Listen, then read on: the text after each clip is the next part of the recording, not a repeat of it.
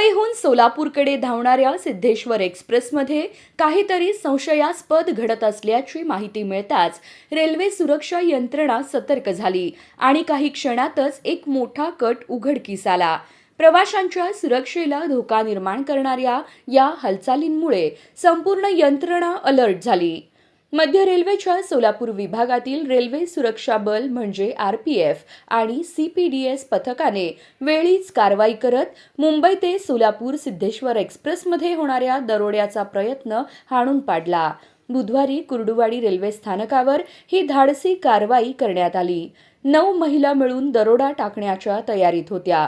या प्रकरणात दरोड्याच्या तयारीत असलेल्या 9 संशयित महिलांना अटक करण्यात आली आहे. प्राथमिक तपासात ही महिलांची टोळी सोलापूर आणि पुणे विभागात सक्रिय असल्याची शक्यता व्यक्त केली जात आहे.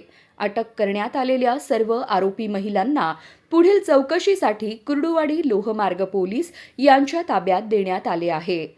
या प्रकरणाचा सखोल तपास सुरू आहे.